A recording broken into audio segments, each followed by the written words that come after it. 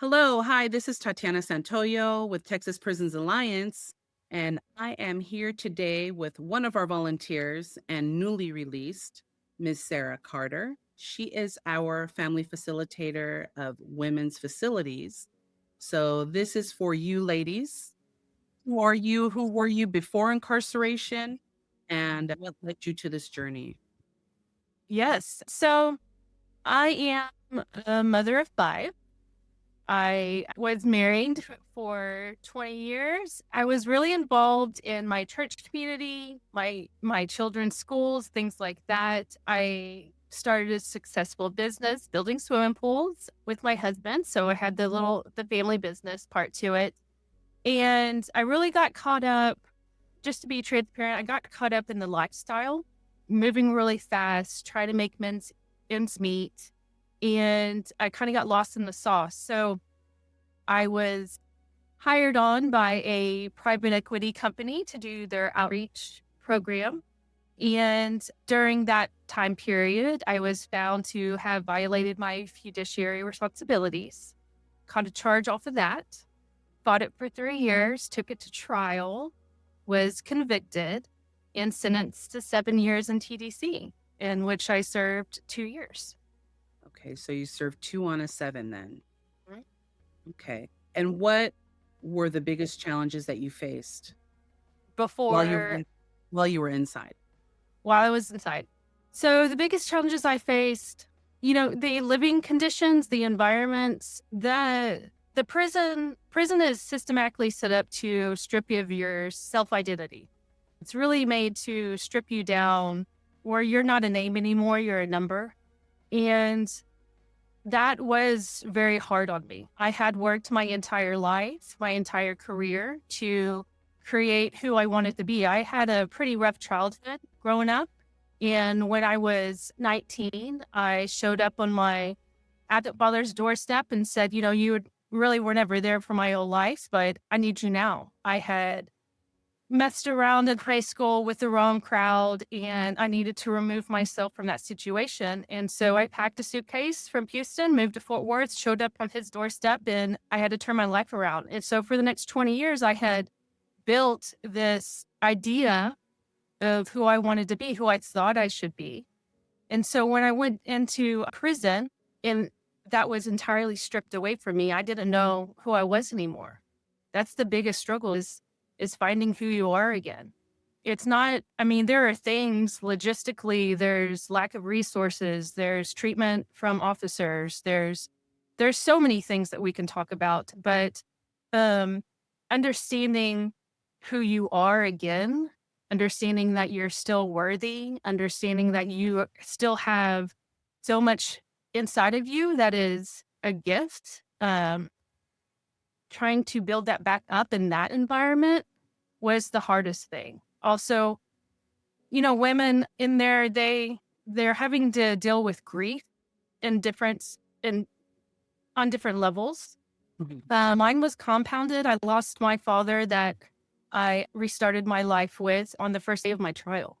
So I not only went into TDC grieving the life I had lost, I had my kids, my ex husband took all my kids. I was not allowed to speak with them the entire time I was there. And being a mother was my entire world. I had, I learned, that there's things you put as an idol, you put on a pedestal. My children were one of them. I was Instagram family, right? And so I was grieving that life. I was grieving, I had to grieve my children as if I had lost them in order to wrap my head around the fact that I had to figure out how to move forward. I had to figure. And so when women go into this system identity, they're stripped of everything they know. There's a grief period they have to go through and they got to figure that out. Yeah, I bet that must be super, super difficult. And not only, like you said, when you're coming in, you're grieving, and then to have to be, it's kind of like, I think, not only a culture shock, but also having to deal with like your identity. And not only that, Yeah. we're women and we're emotional. Yes. I am first to admit it. This tough exterior mama here is very emotional. and my loved one will validate that.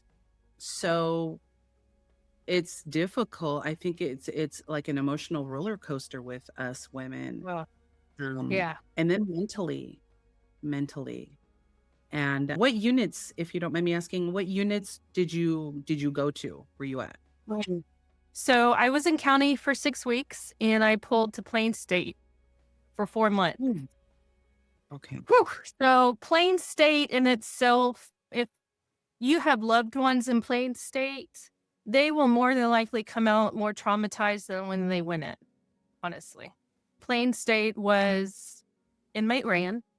There's a lot of things we can dive into Plain State alone, but I did 4 months there. And then I signed up for the CDL program and I was transferred. I pulled chain to Hilltop Trustee Camp. And I What's a did CDL? What's a CDL, if you don't mind me a asking? commercial driver's license Oh, program. okay. So, Okay. yeah. Really? Yeah, I got my CDL. Yeah. Mr. Brady, Wow. Mr. Paul, all the girls in that program. That program, and I don't, I mean, I got my CDL. Like it was a skill I left prison with, but that program and those two gentlemen, those two instructors taught me more of life lessons than that little license could ever give me. It taught me so much. Yeah, it taught me Really? how to take accountability. How one of the first times I was in front of Mr. Brady, who is the instructor, the lead instructor, he gave me permission to see my time there in a different perspective. He said, when you're here, we went to a truck yard and we had actual 18 wheelers that we worked with. And he said, when this truck, you're in CDL school. You need to wrap your head around the fact that this is a class. And I want you to know that you have opportunity in this, right? So he gave me permission to believe in myself again throughout that program. He I told him one day, do you understand you're more of a philosophical teacher? And he laughed at me because he would never consider himself that way. But the way he would teach you to feel the truck, learn the truck. You learn the process, then you feel the process. There's so much psychology that he put into his training in that program that I've taken with me outside of prison. So I went to Hilltop Trustee Camp, did the CDL program. So you just said something that kind of caught my attention. He gave me permission to believe in myself. Yeah. Yeah. Yeah. So when you enter into the prison system, you've lost all trust. You've lost all trust in a sense, but you've lost trust in yourself, lost trust in your ability to make good decisions. That's the number one thing he told me. Had the intelligence to make good decisions, that I could believe in myself, that I could be. He was very empowering in that way. He was not an easy instructor. He was very, you are going to learn this because you're behind the wheel of a very serious machine, Mhm. right? So he made me feel like a person again, like not just a person. He made me feel like I had a future, 100%. So with him, you were not a number. No, I You weren't wasn't. an inmate. You weren't an inmate. No, he was he knew the rules and policies. He used to be, I believe, a lieutenant somewhere. So he had the history, rules, policies, procedures, everything like that. But he never treated me like less than. He treated me like somebody that was very capable of accomplishing the skill to use to better my future. Always spoke with respect, always. And he held us to a higher state. He knew that we could meet that standard. When everybody else thought that, we were lost causes, we would never come back, they really feed into this mindset that I think fosters the recidivism. He did not. He moved in the other direction of that. Like, you won't come back. I Mhm. won't see you again. And this is why. Okay, and Yeah. he pretty much ingrained that in your head. Oh, yeah. He drilled it. Yeah.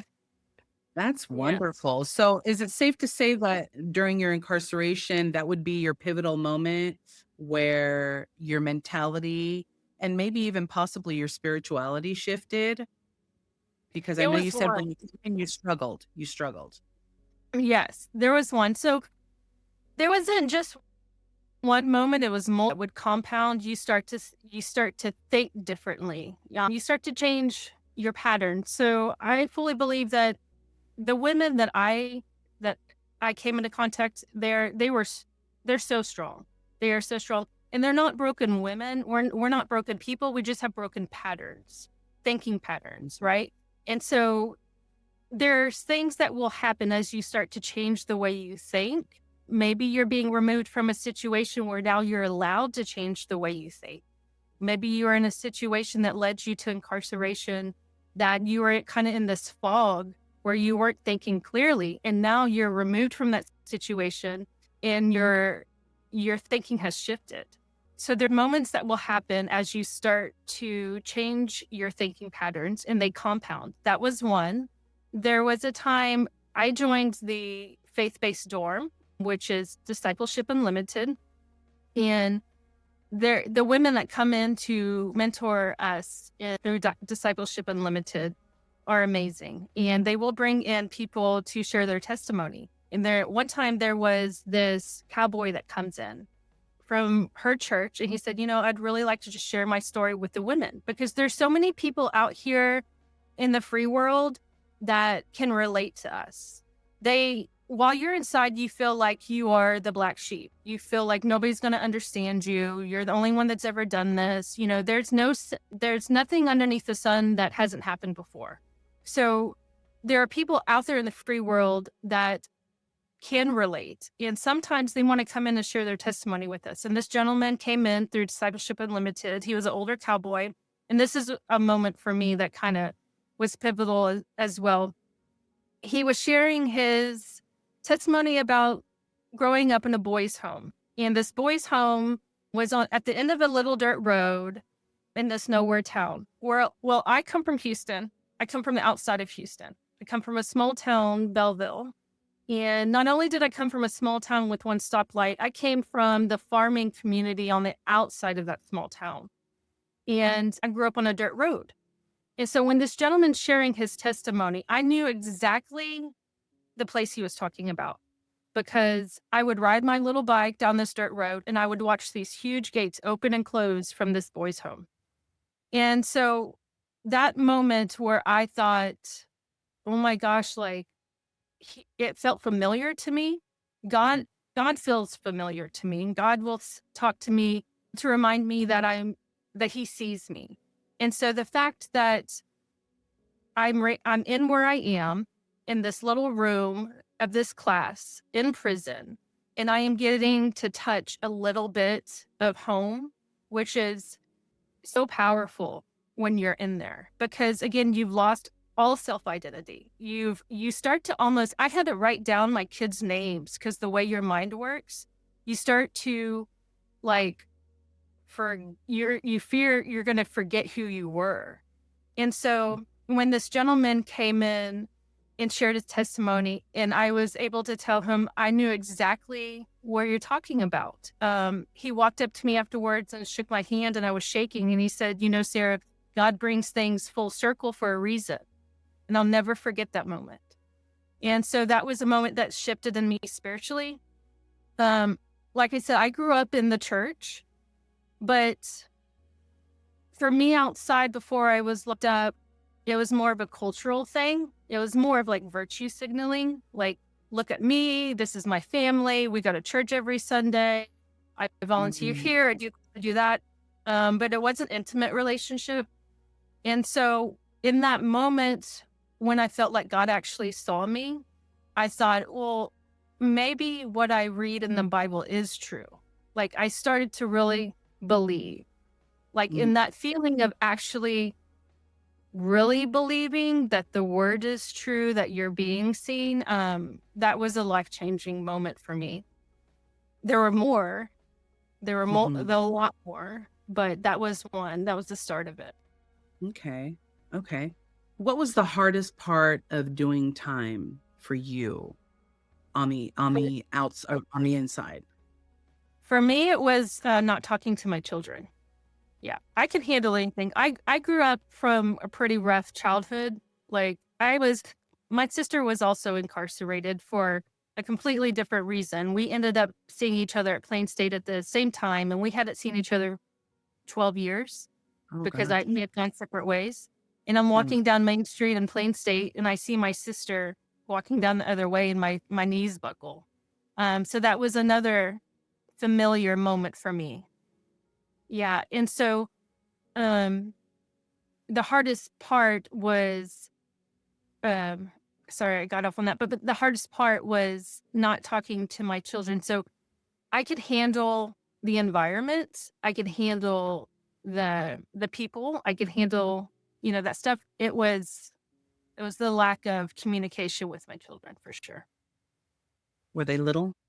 Yeah, my youngest was 4 when I left. She's 6 now. Oh, Yeah, so I have little ones, yeah. have you been able to communicate at all? I have been allowed phone conversations and one FaceTime. So my situation, so my ex-husband now, when I got locked up, our world collapsed, right? Mhm. And so it's fair to say he did not make the best decisions when it came to exploring other relationships. And he decided to file for divorce during that time. And because TDC does not bench warrant you for divorce, I was not able to show up for my divorce. And so the judge gave him a default divorce judgment. I lost everything, lost all my assets, I lost all my kids. If he could put something in front of me to see them, he did. I got supervised visitation, things like that. So right now I'm working 3 jobs to retain a lawyer and fight that. So that's another thing I saw while I was in there is the lack of resources when a woman is in that position and she doesn't have anybody for her on the outside. Man, I wish I would have known you. I really would. I'm I love I love to save people. Trust I really do. I really do. If I could save everybody, I really would, and anybody who knows me. But what advice would you give the men and women behind bars who feel discouraged, they feel stuck or forgotten at this moment? um, I would encourage you to get out of your bunk.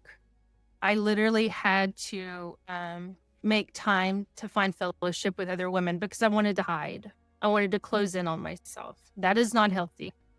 And I would encourage them to get out of your bunk, even if it's 30 minutes to go walk, even if it's to go sit in the day room for just a few minutes. You really need Mhm. to find fellowship in the healthy kind of fellowship.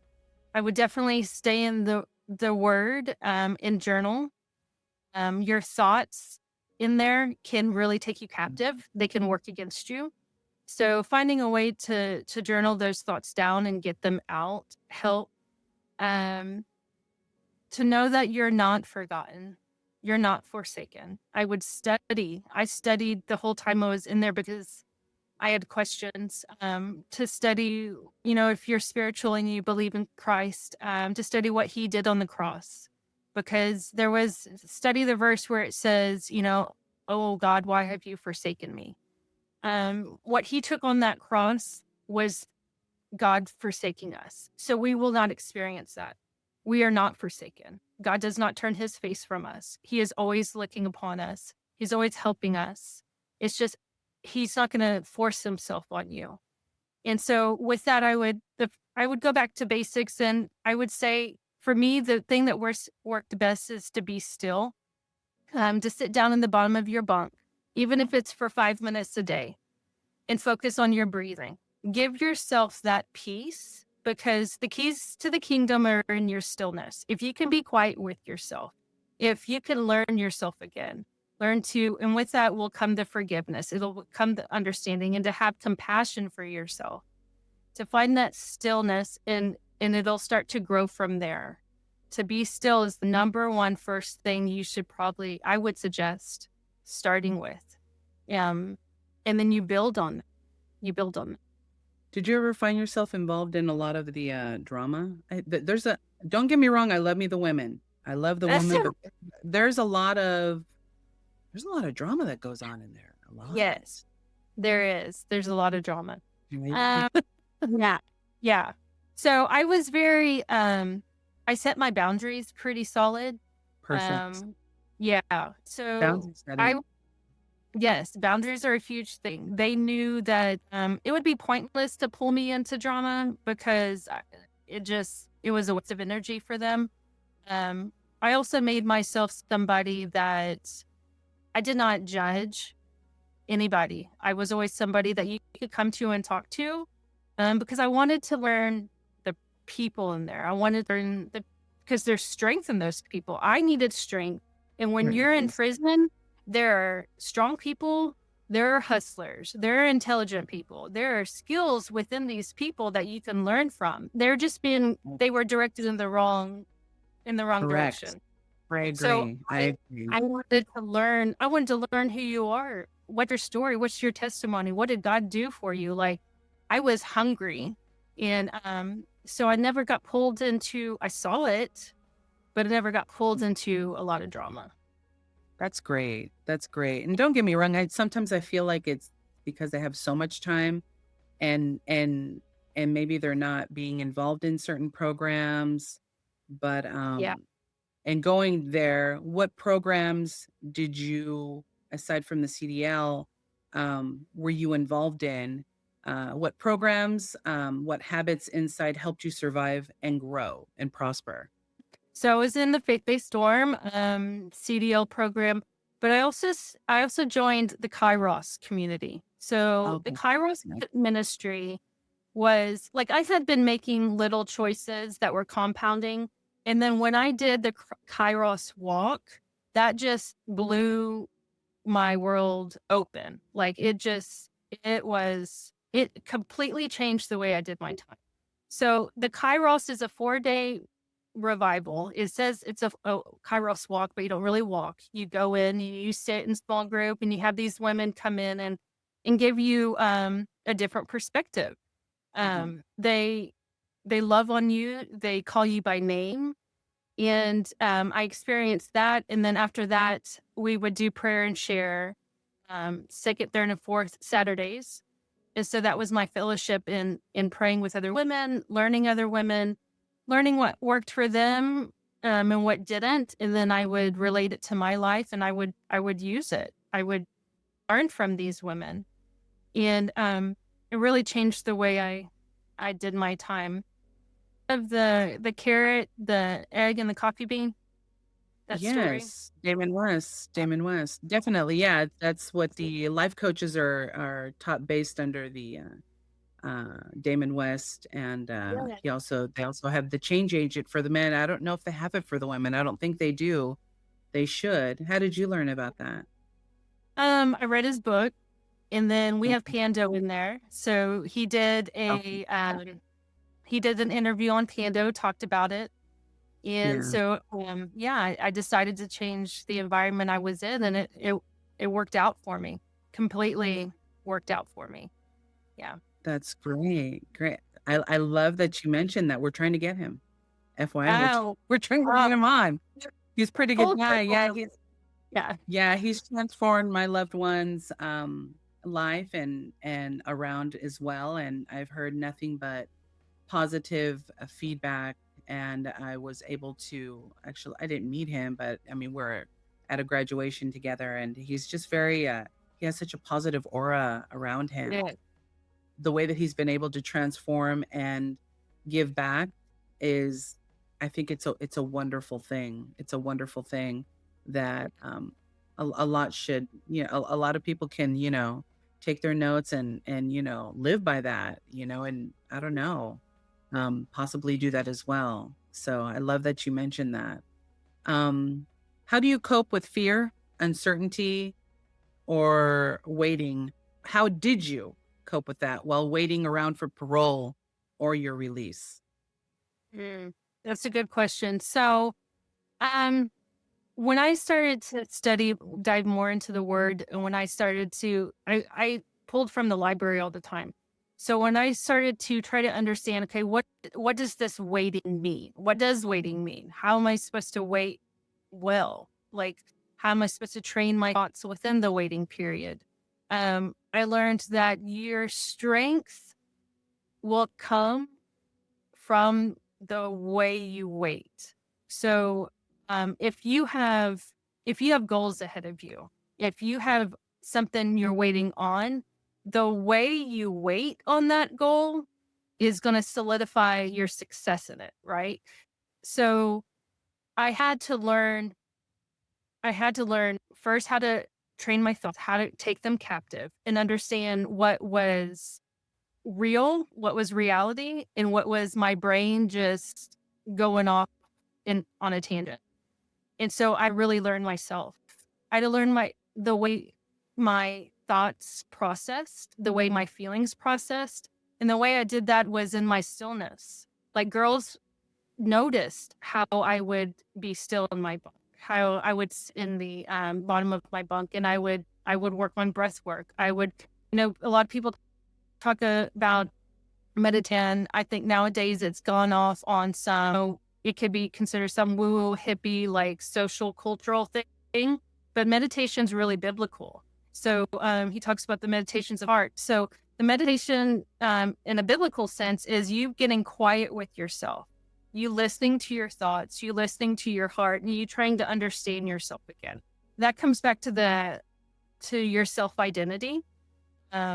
If you can't understand yourself, if you can't trust the way that you're processing things, um, then you aren't yet ready to move forward in the next step. Right. So when I Mm, was working on my fear and working on my impatience for things, if I would feel resistance, I'd immediately go to the bottom of my bunk, sit quiet, and try to understand, okay, what is this that I'm feeling? Why am I feeling this way? Is this a fact? Am I going to be here for 20 more years, or am I just needing to wait one more day and see what comes? And you really just need to have those conversations with yourself. If you are not having a conversation with yourself first, and you're just going outwardly to conversate with your bunkie or the people in the day room, then you're not going to have that firm footing. So I would really encourage them, if they're battling the fear, if they're battling the impatience, planning is great. You really want to do that. And logistically, that's awesome. But first, you want to learn how to be still and quiet with yourself, understand how you're processing what's going on. If that makes okay. sense. It does. And I see that you always refer back to being still, and this is a whole new you again. This is incarcerated Sarah Yes. rather than Sarah prior to incarceration. So I'm noticing, and that's a good thing. No, it's a good thing. I'm just noticing these things, and it's helping me understand my loved ones, because I have more than one loved one on the inside and others. It's just hearing your guys' story helps so much of us on the outside, although this is going to be for everybody on the inside, men and women, to see and understand their incarcerated loved ones on the inside. Um, Mhm. which and this is the woman's side. We've had men's side, but we haven't had the woman's side. So this is very Okay. important. Um, Well, so honors. my next question is, when did you start preparing mentally and emotionally for release? Day one. Oh, you know what? That is so key. And let me tell you, because me and my loved one have had this discussion, and he's all reentry. And he tells me, you know what? These people in here have, let's just say, 20 years. They start messing around for the first 10 years, and then the last 10 years, that's when they Mm-mm. start preparing. And it should be Mm-mm. a key word that you just said, day one. And Day he was right. one. He Yeah. was right. I never really thought about it. You're right. Day one. Yeah. I'm sorry. Continue on. Talk Yeah. to me. Yeah. Yeah. Day one. Cause, the minute they took me, I'm a mom. So the minute they took me away from my children, that was one day too long. That day one, I was like, I'm on my way back to them. What do I got to do? I was in Plain State and they have, in my bunk and they have white cement blocks, and I'm looking at them, and I started putting, things that I had in the future that I wanted to do on those cement blocks so that I wouldn't see those blocks. I would see, okay, what is my goal? What do I need to do? Um, and I would think, about my release, but I would also work back from that. So you have your release, right? What does Yeah. that mean? What does that look like a month before your release? What does that look like 6 months before that release? What does that look like a year before? So you backtrack your way to your now in the moment. What do I need Mhm. to do today to get there? And so that's a lot of work, right? But all you got is time. You got the time to do the work, so do the work, right? If you really want to get out and you're serious and this is not it for you, start today and do the work. And I know it's not easy to wrap your head around. It definitely wasn't easy, and it doesn't get easier. You just get better at it. Definitely. I agree there. Okay. Did you, upon your when you were preparing for your release and your transfer, I don't know if you went to a transfer unit or you were released from Hilltop, did you experience any issues? Was it a smooth sail?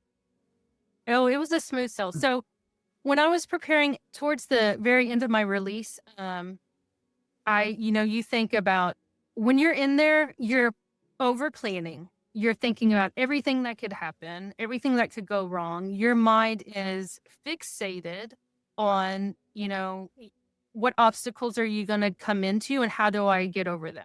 Right. That's how a resident in there thinks. Because every day we're met with obstacles and it's learned perseverance. That doesn't go away. So, I thought about everything that could go wrong, but I would tell those inside that it did it was smooth. The things that I was worried about the most, fixated on, dwelling on that would lose me. I was sleeping 3 hours at night. I couldn't even sleep leading up to it, because I was so worried. And I was a trained I meditated. I trained myself on how to take those things, and I still struggled as much as I struggled. So it's just natural. It's the human condition. But when I was at Hilltop Trustee Camp, I was released from the crane unit. It was wonderful, easy. I didn't run into anything that the fear taught me or tried to, embed in my mind and still my joy and my peace. The fear never won out. None of that ever happened. Even into being released and having to go talk to my PO and having to go to that parole orientation and show up in this class where everybody knows that who you are, and you're all these negative thoughts and this fear that comes into your head. um I was surprised at how when you walk it, it's not what you thought it would be in the negative sense. A lot of us in there worry about, because we hear things. You get lies spoken over you. Oh, you'll never make your this parole. It's not going to work out. When you make when you get out on parole, you got to make sure that your address is there's things you got to do logistically, but there are people inside that tend to scare you because they have a specific experience or they know my cousin's sister went through this, that, and the other. And so you get that's what, when I say, if you're going outwardly to get your thoughts right and you haven't gone inward yet, you've already lost the battle, right? Because everybody's going to tell you their scare stories. But when I was released and I knew what I needed to do to go show up at my PO and go to orientation and things like that, it was fun. It was fine. It was great. Question. Did you have a parole attorney? No. And everybody told me I needed one because I was on a money charge, and Texas doesn't like money charges. Yeah. And they said, you'll never make your first parole. You need a parole attorney. They all had their opinion in there. And I told them my parole attorney is my creator. He's going to let me out when I need to be let out. That's what I believed. Wow. Did you do a Yeah. parole pack I sent one letter to the parole. I sent a on your letter. behalf? on my behalf. I did. And I helped other women in there do the same thing, write their stories. I loved learning their stories, learning their testimonies. Mhm. I have, because of my background, I have experience in how to articulate things. And so I would sit in the day room with them. I'd say, okay, just talk to me. Tell me your story. And there are a lot of tears. Um, and what I would do is I would help them. A lot of times when people share their testimony, they get caught up in the facts. Well, this happened, this happened, this happened, this happened. But what I believe is, people wanna hear the story behind the story. The Ria Baha they say the river underneath the river, right? Mhm. So the story behind the story. And so I would sit with the girls and help them understand or articulate what they were telling me. I wouldn't put words in their mouths or anything like that. I would just write it back to them. And I was so overwhelmed by the fact that they would read and be like, "Yeah, me." I'm like, "Of course it's you. You told me your story. I just, I wrote it down for you. I put it into a narrative, really." Yeah, And they would cry because it's like nobody allowed them to see them for who they were. It was just what was on paper. And that's not them. There's a story behind it. Those are people. exactly. Like, and for example, like your charge, you would never know. Right. You're a person, yeah, you would never know. And I get it. And there's other people in there and you would never know that have other charges and you're like, "What?" You Hmm. would never know because I don't know, I guess they tend to how do I say this? They tend to judge Hmm. the person behind the charge, Yes. Yeah. which is it's I think it's unfortunately it sucks to say that it's a norm. Hmm. Yeah, it's a norm. Yeah, good point. Good point on that.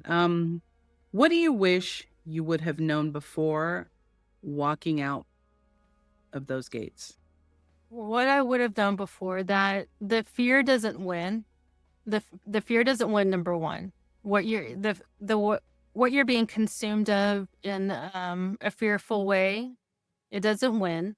You put, whatever obstacles you have in front of you, you put Jesus in the middle, and whatever comes to you has to come through him first. If you're a believer, if that's what you feel, that's what I felt. And so I believed it, but when you walk it and experience it and it's tangible, it's like, wow, I really wish I would have been more at peace while I was inside, knowing that he's got my back out here while I'm walking it. That was one thing. There are other things that I wish I would have known that I just didn't have the resources inside to have. So I wish I would have known what my credit report looked like. I wish I would have known, where you're starting from ground, you're starting over, you're starting from ground zero. A Mhm. lot of us in there, we don't know what zero is because we have the law library. No, there's no resources to help women in there and men. Okay, well, what's on your credit report? If you had financial judgments, where are those? What are you gonna have? What are the things that you're gonna have to tackle to get your life back when you get out? There's no resources inside that I experienced to help me have an understanding or a picture of what I was walking into on the outside. That's what made it so scary, is because you're expected to walk out these gates and really have no footing on what's waiting on the outside, especially if you've gone in knowing you just blew your life up. You just blew your life up. They put the cuffs on you and they just took you away. Okay, for me, that was 2 years ago. So what has happened? How did all those pieces fall? Like, how am I supposed to put everything back together when I'm relieved, when I don't know where from? So that's the kind of stuff that I wish I would have known. Yeah. What other resources do you wish that you had? Because you mentioned the credit report, but you know what I've heard from some incarcerated individuals? I guess if you go to LexisNexis, you can lock your credit report or something like that. Okay, that would I be don't know. wonderful to have that. I don't know if that's true or how that works or what you can do because I know that. while you guys are in there, there's no activity whatsoever. And for people who have done years, I've heard that there's people that, they steal their identities, their social Yeah. securities and whatnot.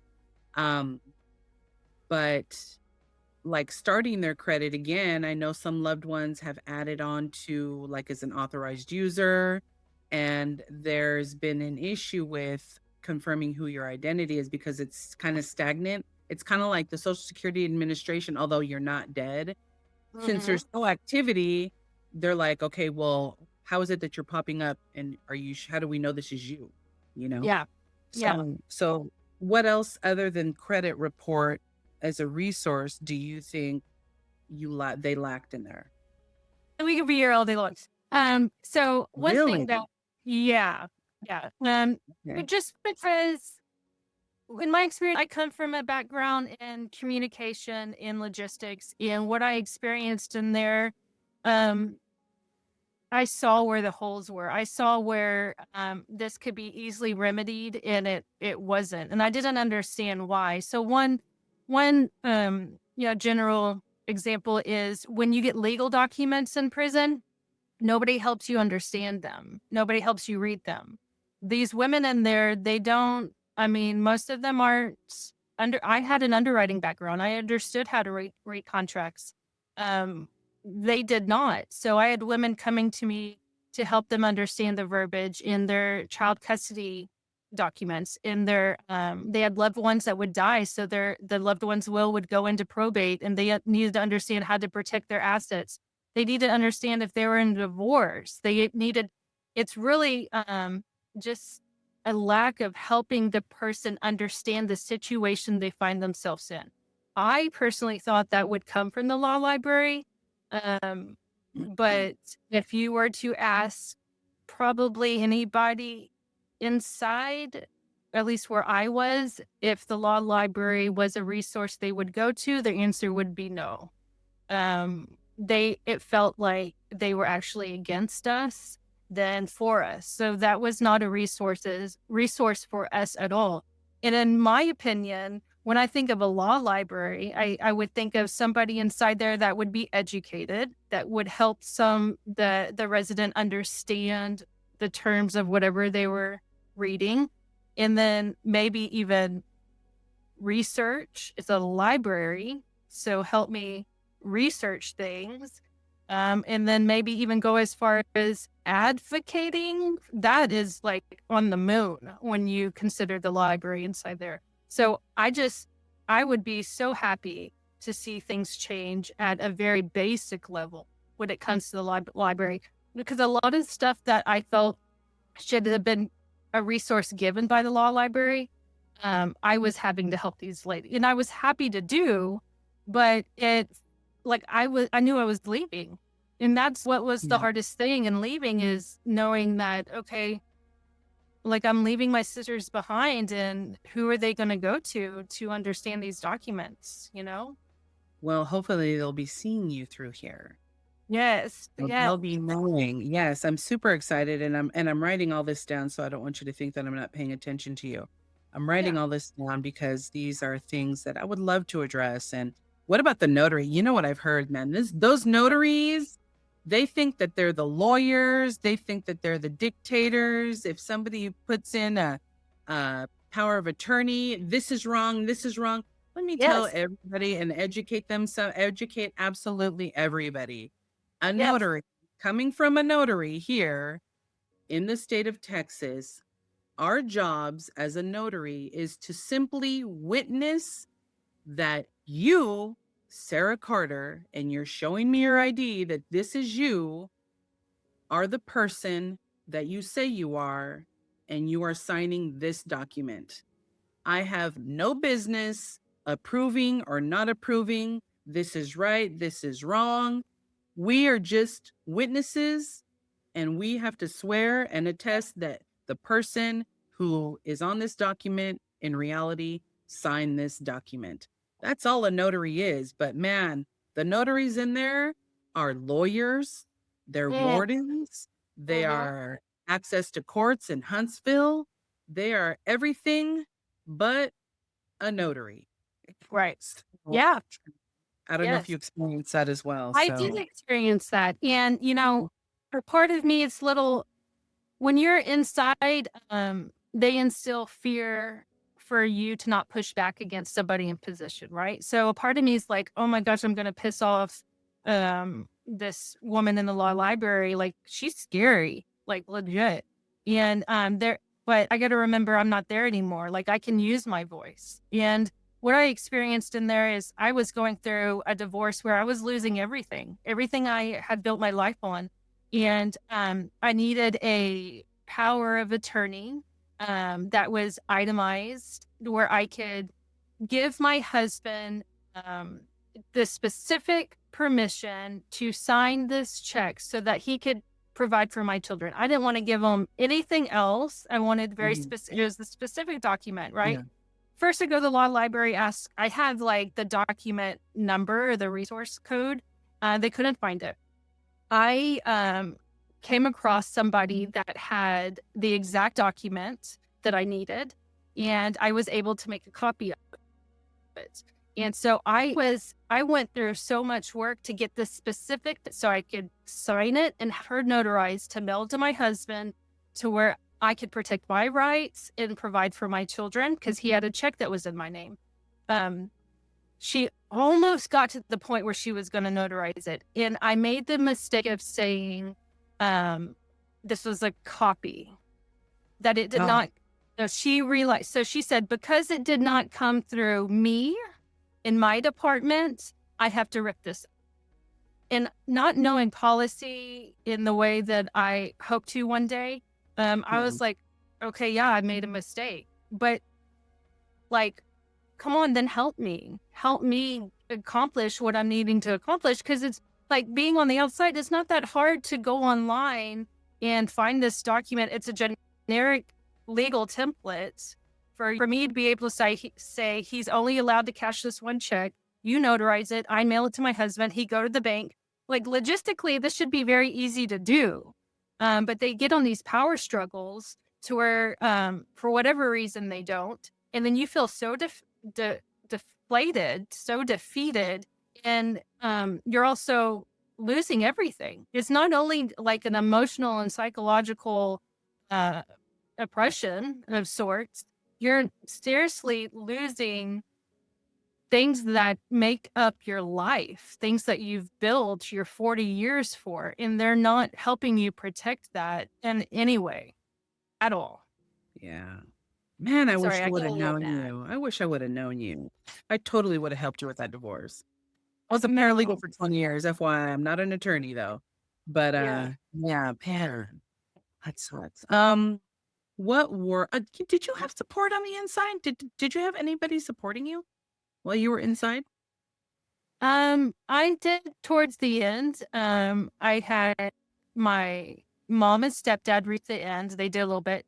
And then I had somebody from my past come out of the blue. Um, and he said, um, I don't agree with the way things, because how it went down in my community, my husband and I were pretty, everybody knew us. We had a reputation. So when successful people crash, people love that, right? So my Oh mugshot yeah. was, it was sent around the community. It was like, they thought they were so this, that, and the other. Look at her now. Yeah, it was pretty out there. So, I had somebody that reached out to me, was like, I don't, I don't think this is right. The way this is happening, the way you're being treated, on a lot of different levels. And I'm here to stand beside you.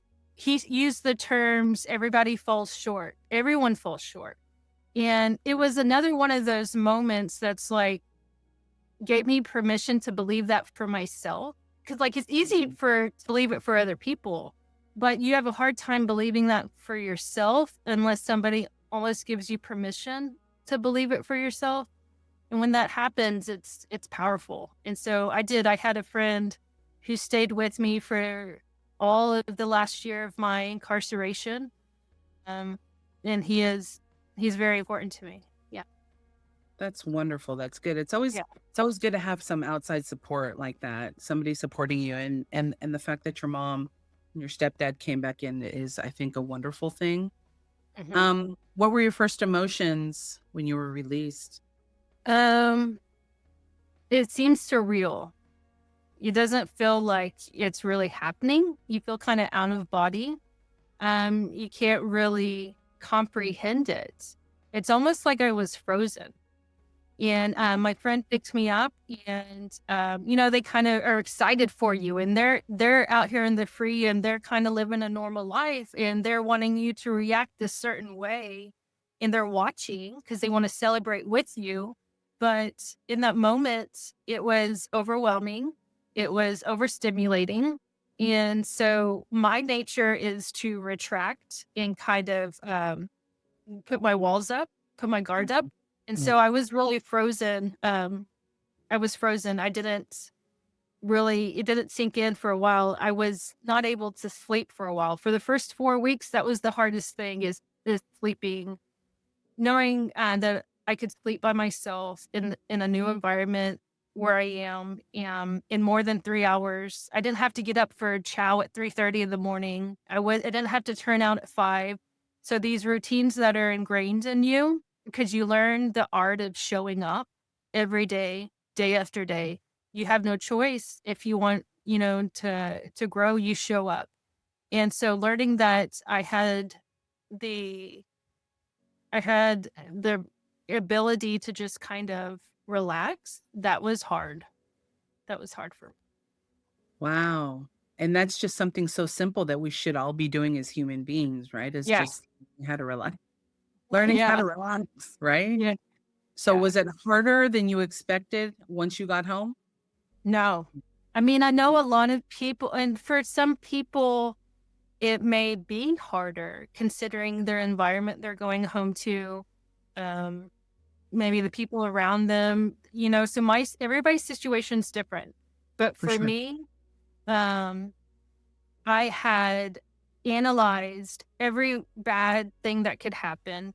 I was preparing myself. Okay, if this happens, I'm going to do this. If this happens, I'm going to do this. So I was ready, and I was taken back and surprised by just how easy it was to come back into into like the real world. It felt like I had been sleeping. It felt like I was just waking back up in my life. I paroled out to Tarrant County, and Tarrant County, in my opinion, has great resources. They have great a great community. They have really people that are taking the time to invest in the citizens re-entering our society. So I feel like I was really lucky in the county I was paroled out to. Um, so it's easier than what I had feared, if that makes Mm, sense. it does. Mm. So what surprised you the most about life on the outside? Um, what surprised me the most was probably how easy it is to get distracted and get swallowed up by the world again. While I was inside, I had time to, like I said, be still, meditate, be in the word. I had really honed in on that piece.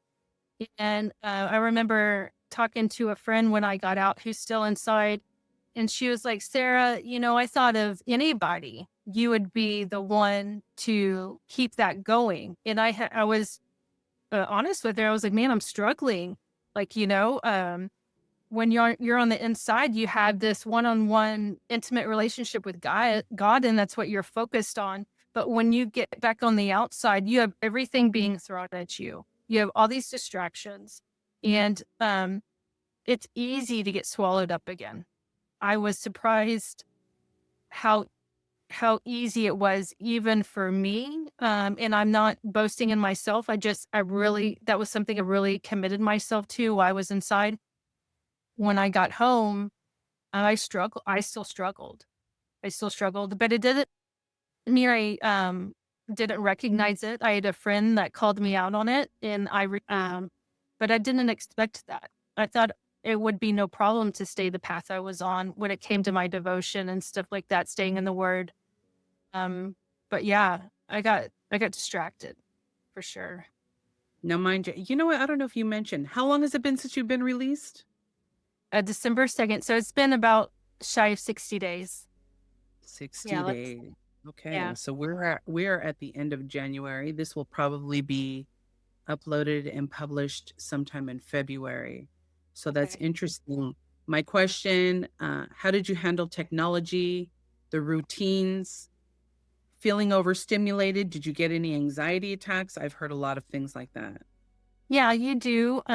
Because it's almost like a kid in a candy store that hasn't tasted sugar for a long time, right? So Perfect. you have to self-awareness is huge. You have to understand what you're going into and understand how you're going to react to now having all this freedom to get on Facebook, to get on Instagram, to get, that's kind of some of the distractions I talked about. Not only the access to it, but the hunger you have to reinvent yourself, because you want it now. Like um, it's been, you haven't had it for so long, right?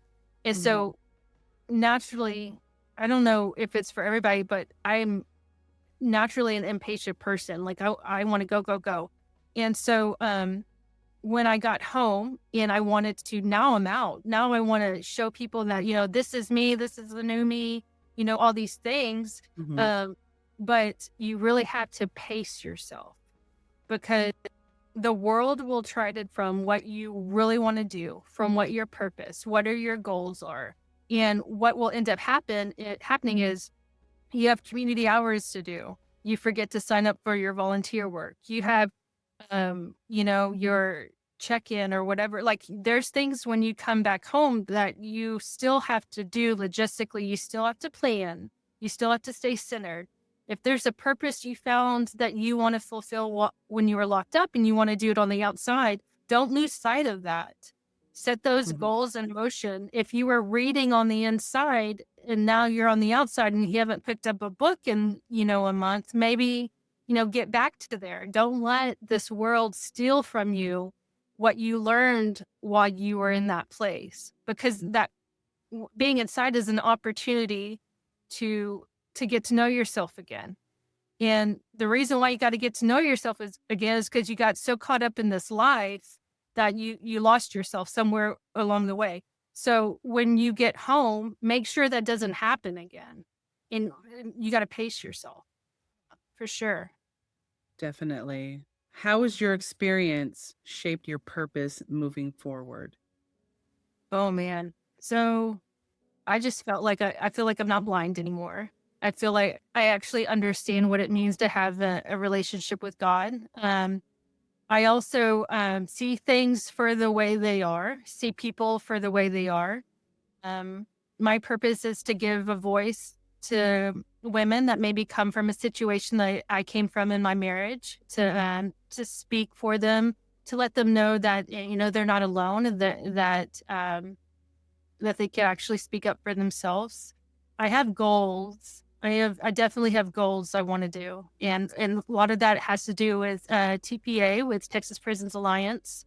A lot of it's in some other ministry work, but I'm focused. I'm focused now. If you could speak directly to somebody listening from a cell or a dorm or a tank, what would you want them to hear or to know? If I could speak to you directly, um, and you're sitting in your bunk and you feel like the world is weighing on you, you feel heavy, you feel like you can't make it another day, I would just ask you to dig deep and find the hope that is inside of you. You are such a powerful, powerful person. And I would remind you that a thief does not come to an empty vault. You have something inside of you that is so unbelievably powerful that it was almost stolen from you. Do not let the world steal what's inside of you that you were meant to use for the goodness of God, for those around you, right? Believe in yourself because you are worthy. Believe in who you are. Find yourself again. and you will be powerful in that. That's what I would tell them. Good words. What would you say to somebody who feels like their release will never come? I would say, what release are you looking for? Are you looking for release of the environment? Are you looking for release of guilt, of shame? I would try to understand what release you're asking for. If you're looking for to get back to your family members, we serve a God of restoration. I would study the Bible. I would study the promises and really start to look into what he says to be true, and do not lose faith on who our God is and who he says that you are. Because in that he promises restoration, in that he promises freedom. And I would I would take the time to really sit still and understand what that means for you. Okay. Are you open to the ladies? You know what? I don't even want to welcome the men because all I got to tell you guys is one thing. I'm a gatekeeper and I'm a protector. So if she doesn't want any pen pals, she's not going to have the pen pals until she gives me the green light. But if are you open to the ladies? Are you open to the ladies writing and maybe wanting some advice from you because you are the front and the face of the women's facilities? Not only as an outside facilitator, but you can also empathize and know what it's like to be on the inside Mhm. of a Texas prison. Would you be open to that? 100%. Like, yeah, absolutely. I feel like I'm called to it. I feel like everything happens for a reason. And the Lord says he will comfort those. And comfort means to walk alongside of. I feel like I'm called to help comfort, to walk alongside those women. Not only for them, but for me. I learned so much from them that in them learning from me, it goes both ways. So I would 100% be open to that. Well, you guys heard it here. If ladies, you are interested in writing Sarah Carter, please write Texas Prisons Alliance, attention Sarah Carter, P.O. Box 1563, Pearland, Texas 77588. We will scan that letter. I will not read it, I promise, unless it is a fan letter pen pal. And I will ask her, do you want it or not? Because I'm going to get these men. I know I'm going to get these men because you are a very beautiful woman. So I'm sure they're going to say, you can't blame a guy for telling or for writing and saying she's a beautiful woman. But I'm letting you guys know, if I don't have that green light, she's not getting it. So ladies, feel free to write her again, P.O. Box 1563. Pearland, Texas 77588. Any last words, Sarah? Um, just don't lose hope. Just don't lose hope. Just don't lose hope. Please don't lose hope. Yeah. Thank you so much for being here. And I am looking forward to more with Sarah and Texas Prisons Alliance. We're very fortunate to have you. Thank you so much for being transparent and opening up with us and helping those behind the walls, men and women. Thank you so much. Yes. Thank you. Bye. Bye.